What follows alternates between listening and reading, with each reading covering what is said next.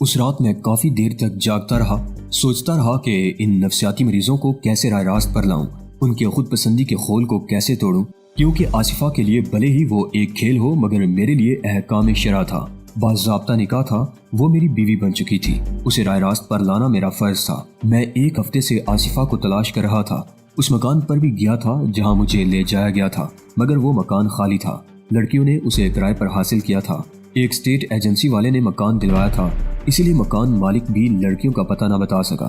اس دن بھی میں تھانے میں بیٹھا آصفہ کے بارے میں سوچ رہا تھا کہ فون کی گھنٹی بج اٹھی۔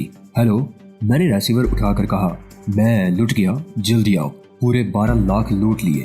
دوسری جانب سے گھبرائی ہوئی آواز سنائی دی، آپ کہاں سے بول رہے ہیں؟ میں ابراہیم شاہ ہوں بھائی، ابراہیم شاہ، جیمز اینڈ جیولری کا مالک، وہ بے ربط انداز میں بولا۔ آپ فکر نہ کریں، میں فوراً پہنچ رہا ہوں۔ میں نے جیمز اینڈ جیولری نامی دکان دیکھی تھی، کافی بڑی دکان تھی، زیورات کی ان گنی چنی دکانوں میں سے ایک تھی جس کے زیورات غیر ممالک میں بھی پسند کیے جاتے تھے۔ جڑاؤ زیورات بنانے میں اس کا ثانی نہ تھا۔ پچھلے ہی دنوں اخباروں میں پڑھا تھا کہ عرب کے ایک شیخ نے 25 لاکھ روپے کی منقش کرسی بنوائی تھی، ایسی عجوبہ روزگار کرسی بنی تھی کہ لوگوں نے دانتوں تلے انگلیاں دبا لی تھی۔ اس مشہور دکان میں پہنچا تو وہاں پہلے سے ہی انٹیلیجنس کے کئی افسر بیٹھے تھے، ان کے سامنے زمین پر 10 لڑکے بیٹھے تھے، لڑکوں کے چہرے پر ہوائیاں اڑ رہی تھی۔ ان کے بٹھائے جانے سے میں نے اندازہ لگا لیا کہ یقیناً انٹیلیجنس والے مجرم پر ہی ہاتھ ڈالتے ہیں، خاص کر خطرناک مجرموں پر، یہ بھی خطرناک ہوں گے۔ میں نے خطرناک کتے دیکھے تھے، جب تک وہ آزاد رہتے ہیں خطرہ ہی خطرہ رہتا ہے، مگر گلے میں پٹا پڑتے ہی ایسے خاموش ہو جاتے ہیں گویا ازل کے شریف ہو۔ لڑکوں کے چہرے بھی معصومیت کا پرتو تھے، مگر مجھے ان پر رحم نہ آیا۔ میں نے سیٹھ سے پوچھا، کیا بات تھی؟ ان لوگوں نے ہمارے نام پر انہیں دھوکہ دیا ہے، انٹیلیجنس کے افسر نے کہا۔ میں نے مڑ کر لڑکوں کی جانب دیکھا، پھر ابراہیم شاہ سے بولا، آپ واقعہ بتائیے۔ ابراہیم شاہ نے بتانا شروع کیا۔ آج صبح جب میں دکان پر پہنچا تو یہ لڑکے آئے، ان کے ساتھ 3 لڑکیاں بھی تھی، ایک تو بہت خوبصورت تھی، گوری رنگت، اونچا پورا قد، گھنے بال، سفید شلوار قمیض پہنے تھی اور بالوں میں کلپ لگائے ہوئے تھی۔ میں نے دل ہی دل میں سوچا، میاں تم تاجر ہو یا درزی جو عورتوں کو بغور دیکھ کر پورا ناپ لیتے ہو؟ ابراہیم شاہ بولے جا رہا تھا، اور دوسری لڑکی اکہڑے بدن کی تھی، رنگت سانولی تھی، بڑی بڑی آنکھیں تھی، اس نے شلوار قمیض پہن رکھی تھی، کپڑوں کا رنگ گلابی تھا، اس نے ہائی ہیل کی سینڈل پہن رکھی تھی، اور تیسری لڑکی باری بدن کی تھی، بہت بول رہی تھی، ایسا لگ رہا تھا اس کے منہ میں لاؤڈ سپیکر فٹ ہو، بڑی پاٹدار آواز تھی۔ میں چونک گیا اور جلدی سے بولا، کیا اس کی ناک پر چھوٹا سا مسا تھا؟ جی ہاں، مسا تھا، ابراہیم شاہ نے جواب دیا۔ آپ اسے پہچانتے ہیں؟ انٹیلیجنس آفیسر نے پوچھا۔ میرا دل کانپ اٹھا، انٹیلیجنس والے جس کے پیچھے پڑ جائیں اسے پاتال سے بھی کھینچ لاتے ہیں، یقیناً یہ آصفہ صادقہ اور جمیلہ کو نہیں بخشیں گے، کوئی گہرا معاملہ ہے تبھی یہ آئے ہیں، انہیں مطمئن کرنا ضروری تھا، اس لیے بولا، جی ہاں، ایک روز ویران سڑک پر 3 لڑکیاں ایک نوجوان لڑکے کو لوٹنے کی کوشش کر رہی تھی، میری مداخلت کے بعد وہ فرار ہو گئی، مجھے ان پر شبہ ہوا تھا، ان کا حلیہ بھی ایسا ہی تھا، ہمیں مطلوب ہے۔ پھر میں نے ابراہیم شاہ سے پوچھا، ان لڑکیوں نے کیا کیا تھا؟ جناب یہ سب آئے، پہلے لڑکی نے اپنا کارڈ دکھایا، پھر انہوں نے۔ کارڈ دیکھ کر میں چونک گیا، انٹیلیجنس کا کارڈ تھا۔ ایک لڑکی نے کہا، ہمیں اطلاع ملی ہے کہ آپ غیر قانونی طور پر ہیرے منگوا رہے ہیں۔ میں نے جواب دیا تھا کہ آپ خود چیک کر لیں، سارے ہیرے ٹیکس پیڈ ہیں۔ ان لوگوں نے فائلوں کی چیکنگ شروع کر دی۔ خوبصورت لڑکی نے تجوری کھلوائی، اندر سے ہیرو کی پوٹلی نکلوائی اور اسے دیکھتے ہوئے بولی، ان کے کاغذات۔ میں نے کاغذات دکھائے تو وہ بولی، وزن پر مجھے شبہ ہے اور اسے چیک کرنا ہوگا۔ میں نے کہا چیک کر لیں، اوزان دیکھ لیں، مگر وہ نہ مانی، کہنے لگی ہمارے ایکسپرٹ تجربہ کریں گے۔ اسے پوٹلی کو اٹھاتے دیکھ کر میں نے دکان سے باہر لے جانے سے منع کیا تو دھمکی دینے لگی۔ پھر اس نے مجھے مطمئن کرنے کے لیے رسید بنا دی اور بولی، ہمارے آدمی فائل دیکھ رہے ہیں، ہم ابھی آ جائیں گے، اور چلی گئی۔ صاحب جی 12 لاکھ کے ہیرے تھے۔ ابراہیم شاہ نے کہا، ان لڑکوں نے بتایا کہ وہ کہاں ہے؟ میں نے پوچھا، یہ سب بدماش ہیں۔ جوش میں اس نے ایک لڑکے پر تھپڑ چلا دیا۔ آرام سے آرام سے، انٹیلیجنس آفیسر نے روکا، پھر میری جانب دیکھتے ہوئے بولا، ان لڑکوں نے اپنے بیان میں بتایا ہے کہ انہوں نے اخبار میں اشتہار پڑھا تھا کہ ملک و قوم کی خدمت کے لیے حب الوطنی سے سرشار نوجوانوں کی ضرورت ہے، انہیں جیب خرچ بھی ملے گا۔ یہ لڑکے بیکاری میں وقت گزار رہے تھے، اشتہار پڑھ کر پہنچ گئے۔ انہیں لڑکیوں نے بتایا کہ ان کا تعلق انٹیلیجنس سے ہے اور وہ صدر کے حکم سے ایک نیا گروپ بنا رہی ہیں، اس جانباز گروپ میں نئے آفیسر کا تقرر ہوگا۔ ایسے خفیہ کام کے لیے کھلا اشتہار دیا نہیں جا سکتا، اس لیے بند الفاظ کا اشتہار دیا گیا ہے، اگر آپ نے حکومت کو مطمئن کر دیا تو آپ کی تنخواہ 30,000 روپے ماہانہ ہوگی۔ لڑکے خوش ہو گئے۔ انہوں نے گھر میں بھی نہ بتایا کیونکہ رازداری شرط تھی۔ نام نہاد ٹریننگ کے نام پر کچھ دنوں ان سے اچھل کود کروائی اور آج یہ ڈاکہ ڈالنے پہنچ گئے۔ میں نے دل میں آصفہ کی عقل کو داد دی۔ اتنی آسانی سے اس نے 12 لاکھ روپے کے ہیرے اڑا لیے، لیکن میں نے عہد بھی کر لیا کہ آصفہ کو ہیرے ہضم کرنے نہ دوں گا۔ اگر وہ پاتال میں بھی چھپی ہوگی تو میں اسے باہر کھینچ لاؤں گا، لیکن کیسے؟ یہی سوچ رہا تھا۔ آپ انہیں لے جائیں، لیکن ہمیں بھی کچھ سوالات کرنے ہیں، اس لیے ہم انہیں واپس لے لیں گے۔ انٹیلیجنس آفیسر کے کہنے پر میرے خیالات بکھر گئے۔ جی بہتر ہے۔ میں انہیں لے کر تھانے آ گیا۔ تھانے پہنچنے کے بعد بھی میرے دماغ پر آصفہ سوار تھی۔ اسے گرفتار کرنے کی ترکیبیں سوچ رہا تھا کہ کمال کا نام میرے ذہن میں گونجا۔ کمال مقامی روزنامے میں کرائم رپورٹر تھا۔ اس کے ذریعے میں نے کئی مجرموں کو ان کی پناہ گاہوں سے باہر نکالا تھا۔ اس بار بھی میں نے اس کے ساتھ مل کر ایک ڈرامہ رچانے کا سوچا اور اسے فون کرنے لگا۔ کمال تو گویا فون کا منتظر تھا۔ فوراً ہی تھانے پہنچ گیا۔ میں نے اسے منصوبہ سمجھا کر وعدہ لے لیا کہ وہ جتنی جلدی ممکن ہو اس خبر کو چھاپ دے۔ اسی دن میری طلبی ہوئی۔ افسران بالا نے مجھے 24 گھنٹے کا وقت دیا کہ ان لڑکیوں کو گرفتار کر کے لے آؤں۔ میں نے اپنے منصوبے سے انہیں بھی آگاہ کر دیا۔ منصوبہ اتنا جامع تھا کہ افسران بالا نے بھی اس منصوبے کی توثیق کی۔ اگلے دن کے اخبار میں خبر تھی، جیمز اینڈ جولی میں لگے ہوئے خودکار کیمرے نے دھوکے باز حسیناؤں کی تصویریں اتار لی ہیں۔ وہ تصویر اس وقت انسپیکٹر رابیل کے پاس ہے، مگر انہوں نے ابھی تک کسی کو دکھائی نہیں ہے۔ اپنے افسران کو بھی اس کی حوال لگنے نہیں دی ہے۔ ایسا لگتا ہے کہ وہ مجرموں کو بچانا چاہتے ہیں۔ وہ جانتا تھا کہ یہ خبر آصفہ کی عقل کو بات دے دے گی، اس لیے میں تھانے نہیں گیا تھا۔ اپنے بنگلے کے برآمدے میں بیٹھا تھا۔ آصفہ مجرم ہے اور مجرم کبھی بھی تھانے میں جا کر باتیں کرنا پسند نہیں کرتے۔ اسے ملنا ہوگا تو میرے گھر آئے گی۔ اس وقت میں اسی کا انتظار کر رہا تھا کہ میری نظر سڑک کے کنارے کھڑے ایک شخص پر پڑی۔ وہ میرے بنگلے کی جانب دیکھ رہا تھا۔ کچھ مشکوک سا لگا۔ کون ہے؟ کیا آصفہ کا بندہ ہے؟ ابھی میں یہی سوچ رہا تھا کہ فون کا بزر چیخ اٹھا۔ میں نے اٹھ کر فون ریسیو کیا۔ دوسری جانب سے کمال کی جانی پہچانی آواز تھی۔ تصویر تمہارے پاس ہے نا؟ جی ہاں، کہو تو دکھا دوں۔ نہیں یار بھائی، اسے سمجھا دو کہ افسران بالا کی منشا یہی ہے۔ اس کا کہنا ہے کہ عوام کو دھوکہ دینا ٹھیک نہیں ہے۔ اخبار سچی خبروں کے لیے ہوتا ہے، اسے ایک روز سنبھال لو۔ میں نے فوراً لائن کاٹ دی۔ ابھی مڑا ہی تھا کہ بزرگ پھر چیخا۔ میں نے جھٹکے سے ریسیور اٹھا کر کہا، اب کیا ہے؟ تصویر تمہارے پاس ہے؟ کہیے تو دکھا دوں۔ میں نے کہا، ہم آ رہے ہیں، بنگلے پر ہی رہنا۔ بھائی یہ بھی خوب رہی، دلہن خود چل کر دلہا کے گھر آئے، بکواس نہیں۔ دوسری جانب سے سلسلہ منقطع ہو گیا اور پھر میں آ کر کرسی پر بیٹھ گیا۔ کچھ دیر بعد ایک کار آ کر گیٹ پر رکی۔ میں نے جا کر گیٹ کھول دیا۔ کار اندر داخل ہوئی اور پورچ میں پہنچ کر رک گئی۔ پہلے آصفہ اتری، پھر جمیلہ اور صادقہ۔ آئیے اندر چل کر بیٹھتے ہیں۔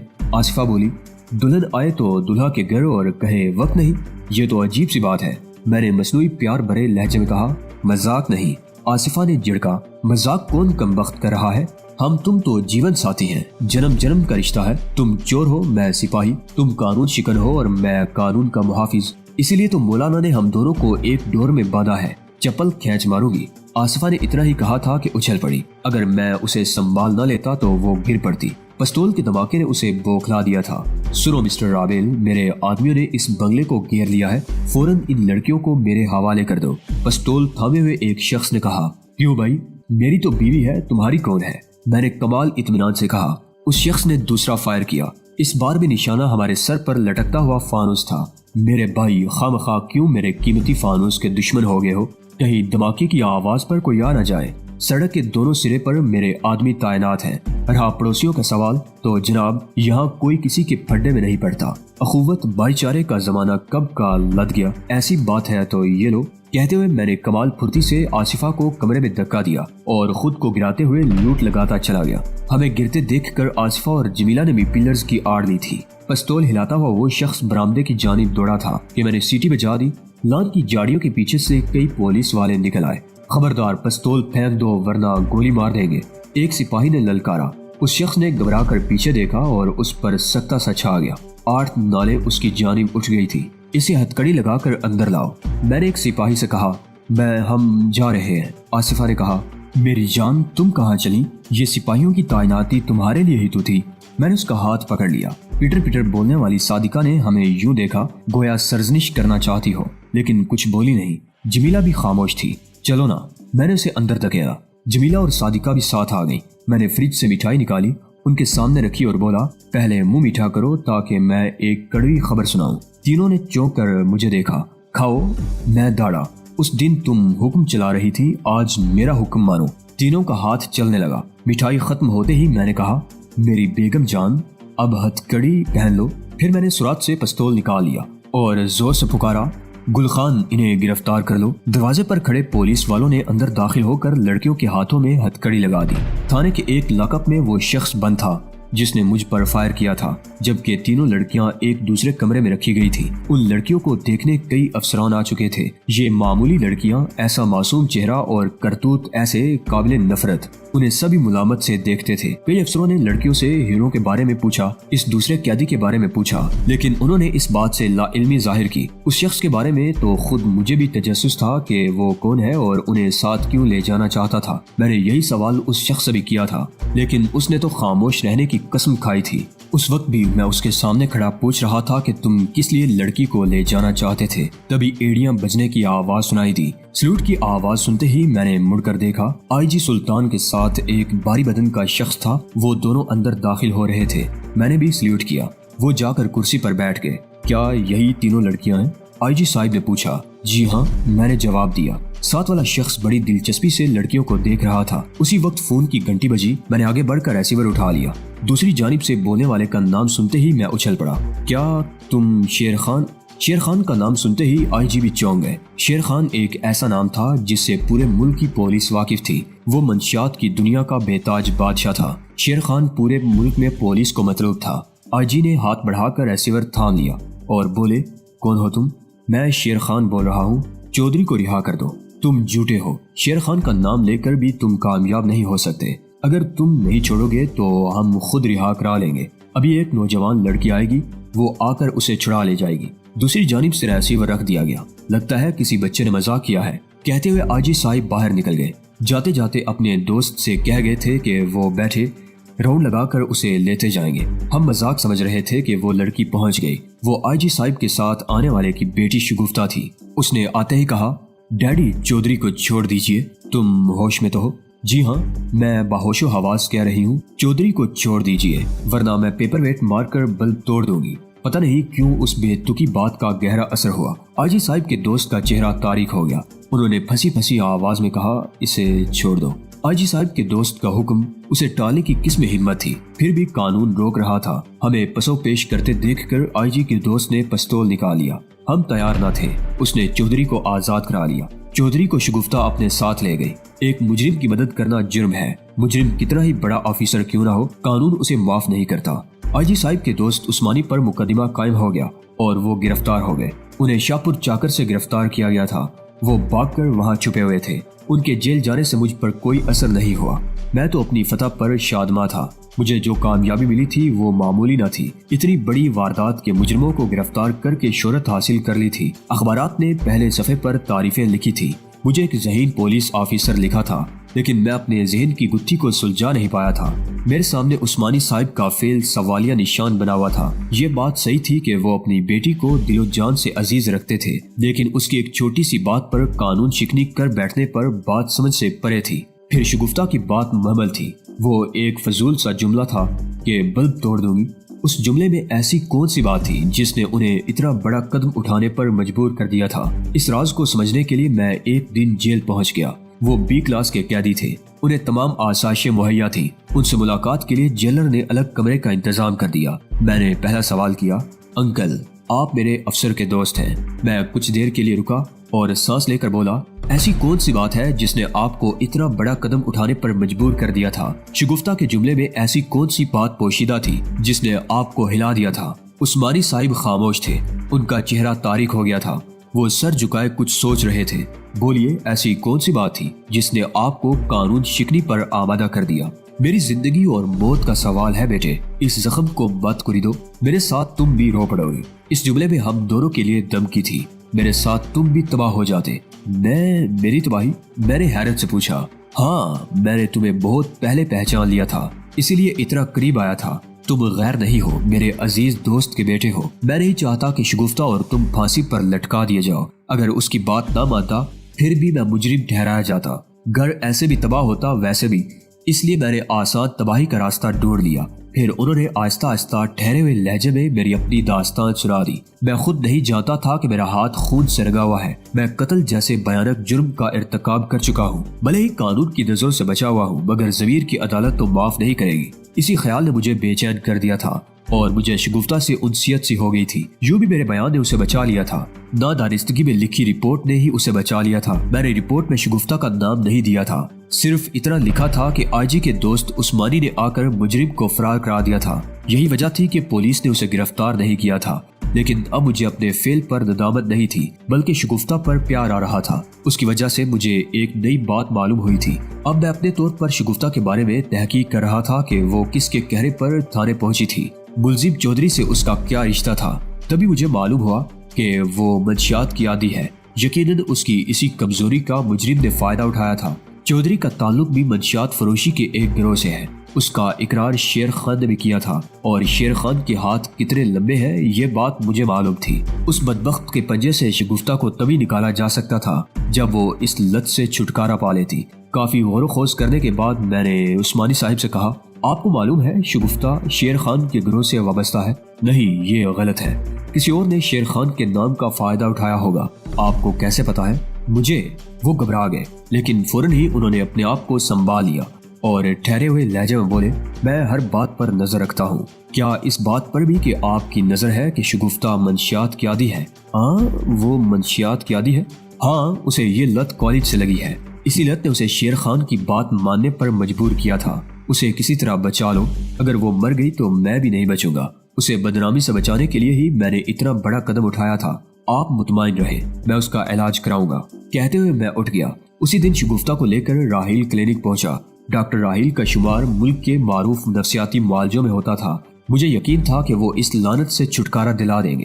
شگفتہ کو ان کے اسپتال میں داخل کرانے کے بعد میں پھر منشیات فروشوں پر ٹوٹ پڑا۔ اس بار میرا انداز جارحانہ تھا۔ میں نے ایک ہفتے کے اندر اپنے علاقے سے منشیات فروشوں کا نام و نشان مٹا دیا۔ میری کارروائی سے منشیات فروشوں میں افراتفری پھیل گئی۔ میرے اس اقدام سے میرے ہی ڈپارٹمنٹ کے کئی افسران ناراض ہو گئے، مگر مجھے پرواہ نہیں تھی کیونکہ زیادہ تر افسران مجھے شاباشی دے رہے تھے۔ اس روز بھی ایک بڑی مچھلی پر ہاتھ ڈال کر لوٹا تھا کہ ڈاکٹر راہیل گھبرائے ہوئے آئے۔ میری پوتی، ہائے میری پوتی، وہ بے ربط الفاظ میں بولے۔ کیا ہوا آپ کی پوتی کو؟ میں نے پوچھا۔ اسے کسی نے اغوا کر لیا۔ ہائے میری پوتی۔ ڈاکٹر صاحب، یہ کراچی ہے، ایسا واقعہ تو عام سی بات ہو گئی ہے۔ جب لوگ مادہ پرست بنیں گے تو یہی ہوگا۔ ڈھونڈو اسے، تلاش کرو، وہ کہاں ہے؟ عمر کیا ہوگی؟ 13 سال۔ میرے مرحوم بیٹے بہو کی وہی تو ایک نشانی ہے۔ اللہ پر بھروسہ رکھے، میں ابھی سارے تھانوں کو الرٹ کرتا ہوں۔ نام کیا تھا؟ فہمیدہ نازلی۔ باپ کا نام فرت حسین، اور وہ پھولوں ایسی نازک ہے۔ ہائے میری پوتی۔ میں نے سپاہی کو انہیں پانی پلانے کا حکم دیا اور افسران بالا سے رابطہ کرنے لگا۔ میرا دل کہہ رہا تھا کہ اس کے پیچھے شیر خان کا ہاتھ ہوگا۔ اسے خبر مل گئی ہوگی کہ شگفتہ اسی کلینک میں ہے۔ وہ ڈاکٹر کے ذریعے اسے اغوا کرانا چاہتا ہوگا تاکہ مجھ پر دباؤ ڈال سکے۔ میں نے کانسٹیبلوں کو اس کے ہسپتال بھیج دیا، ڈاکٹروں کو بھی تسلی کے بعد واپس بھیج دیا۔ 10 دن گزر چکے تھے، نازلی کا پتہ نہ چلا۔